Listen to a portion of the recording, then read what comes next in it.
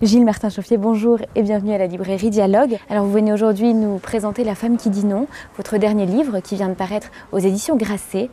Il s'agit d'un roman foisonnant qui nous plonge dans un demi-siècle d'histoire de France, porté par Marge, une femme libre et rebelle. Alors Marge, qui est-elle et comment est-ce qu'elle est née sous votre plume? En fait, Marge, c'est un personnage qui est très inspiré. C'est drôle que je vous pose cette question à Brest, par une Brestoise, puisqu'en réalité, dans mon livre, c'est une Anglaise, mais que le modèle était plutôt ma grand-mère, qui était donc fille d'amiral brestois et qui, comme Marge, a été une résistante de la première heure, parce qu'elle Marge, dans le livre, fait de la résistance à l'île aux Moines. Elle, ma grand-mère, elle en a fait à Paris. Elle a participé à la fondation du réseau du Musée de l'Homme. Et comme Marge, quelqu'un qui avait une vie sentimentale très libre. Mais c'était un personnage, c'était une grande bourgeoise qui bafouait toutes les valeurs de la bourgeoisie.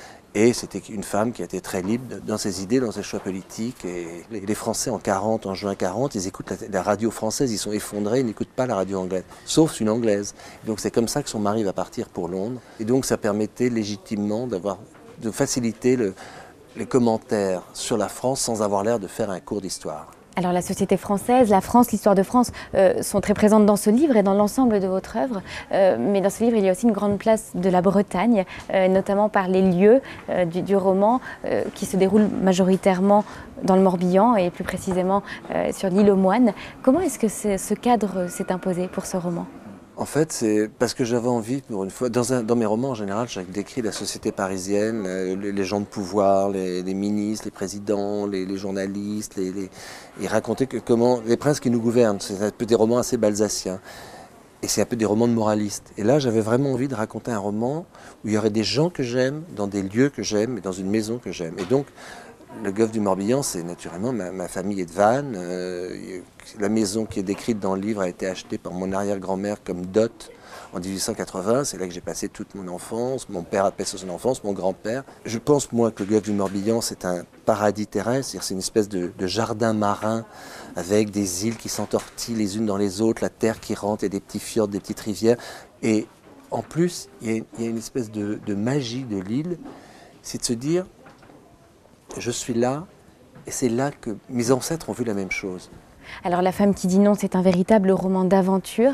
On traverse un demi-siècle d'histoire de France, on va dans de nombreux lieux différents, on suit de nombreux personnages différents. Et puis il y a au centre de ce roman Marge qui est une héroïne véritablement romanesque, une femme à la fois bourgeoise et libre et rebelle, et puis une grande joueuse, une amoureuse de la vie, une amoureuse de sa Bretagne, de l'île aux Moines, et puis de deux hommes. Elle est partagée entre deux hommes.